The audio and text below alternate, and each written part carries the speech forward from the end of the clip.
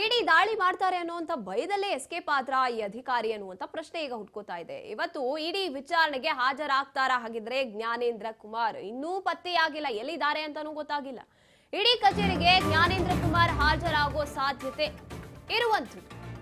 ಪ್ರತ್ಯಕ್ಷ ಆಗ್ಬೇಕಾಗಿದ್ರೆ ಎಲ್ಲಿದ್ದಾರೆ ಅಂತ ಗೊತ್ತಿಲ್ಲ. ಇಡಿ ವಿಚಾರಣೆಗೆ ಹಾಜರಾಗ್ತಾರಾ ಅನ್ನುವಂತ ಪ್ರಶ್ನೆ ಹುಟ್ಕೊಳ್ತಾ ಇದೆ. ಇನ್ನು ಇಡಿ ಕಚೇರಿಗೆ ಜ್ಞಾನೇಂದ್ರ ಕುಮಾರ್ ಹಾಜರಾಗೋ ಸಾಧ್ಯತೆ ಇದೆ ಅಂತ ಕೇಳಿ ಬರ್ತಾ ಇದೆ. ನಿನ್ನೆ ಜ್ಞಾನೇಂದ್ರ ಕುಮಾರ್ ಮನೆಗೆ ನೋಟಿಸ್ ಅನ್ನ ಅಂಟಿಸಿದ್ರು ಇಡಿ ಅಧಿಕಾರಿಗಳು. ಬೆಂಗಳೂರಿನ ಜಯಮಹಲ್ನಲ್ಲಿ ಇರುವಂತಹ ಈ ಜ್ಞಾನೇಂದ್ರ ಕುಮಾರ್ ಅವರ ನಿವಾಸ. ಇವತ್ ಬೆಳಗ್ಗೆ 11 ಗಂಟೆಗೆ ವಿಚಾರಣೆ ಇದೆ, ಹಾಜರಾಗಬೇಕು ಅಂತ ನೋಟಿಸ್ ಅಂಟಿಸಿದ್ದಾರೆ. ಇಡಿ ಕಚೇರಿಗೆ ಬರಬೇಕು ಅಂತ ಜ್ಞಾನೇಂದ್ರಗೆ ನೋಟಿಸ್ ಅನ್ನ ನೀಡಿರುವಂತದ್ದು ಇಡಿ ಅಧಿಕಾರಿಗಳು. ದಾಖಲೆ ಸಮೇತ ಬರಬೇಕು ಅಂತ.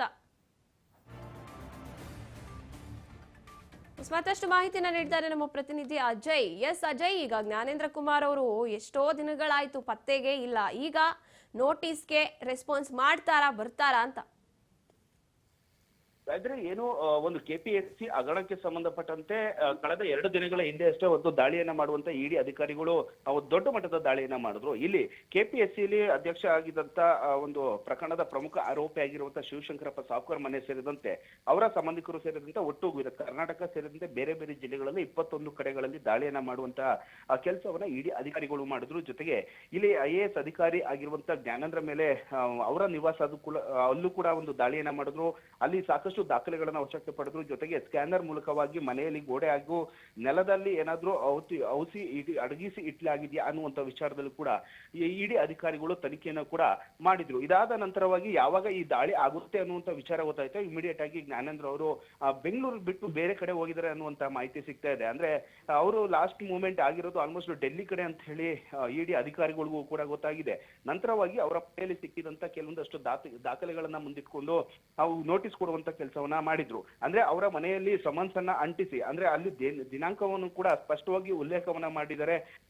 ಇದೇ ತಿಂಗಳು ಅಂದ್ರೆ ನಾಳೆ 25ನೇ ತಾರೀಕು ಬರ್ಬೇಕು ಅಂತ ಹೇಳಿದ್ರು. ಅಂದ್ರೆ ಇವತ್ತು 25ನೇ ತಾರೀಕು ಆಗಿರೋದ್ರಿಂದ ಶಾಂತಿನಗರದಲ್ಲಿ ಇರುವಂತಹ ಮೇನ್ ಕಚೇರಿ ಏನಿದೆ ಇಡಿ ಅಧಿಕಾರಿಗಳ ಕಚೇರಿ, ಅಲ್ಲಿಗೆ ಹಾಜರಾಗಬೇಕು 11 ಗಂಟೆ ಸುಮಾರಿಗೆ. ಜೊತೆಗೆ ಕೆಲವೊಂದಷ್ಟು ದಾಖಲೆಗಳನ್ನ ನಾವು ಏನ್ ಕೊಡಬೇಕು ಅಂತ ಹೇಳಿದೀವಿ ಆ ಒಂದು ವಿಚಾರದಲ್ಲಿ ದಾಖಲೆಗಳನ್ನ ಪ್ರೂಫ್ಗಳನ್ನ ನೀವು ಸಬ್ಮಿಟ್ ಮಾಡಬೇಕು ಅಂತ ಹೇಳಿ ಸೂಚನೆಯನ್ನ ಇಡಿ ಅಧಿಕಾರಿಗಳು ಕೊಟ್ಟು ನಂತರವಾಗಿ ಸಮನ್ಸ್ ಅನ್ನ ಅವರ ಮನೆಯ ಗೋಡೆ ಮೇಲೆ ಅಂಟಿಸಿ ಹೋಗಿದ್ದಾರೆ. ಸದ್ಯ ಇವತ್ತು ಕೂಡ ಈ ಜ್ಞಾನೇಂದ್ರ ಅವರು ಎಲ್ಲಿದ್ದಾರೆ ಅನ್ನುವಂತ ಮಾಹಿತಿ ಯಾರಿಗೂ ಸಿಕ್ಕಿಲ್ಲ. ಅವ್ರ ಮೊಬೈಲ್ ಕೂಡ ಸ್ವಿಚ್ ಆಫ್ ಆಗಿದೆ.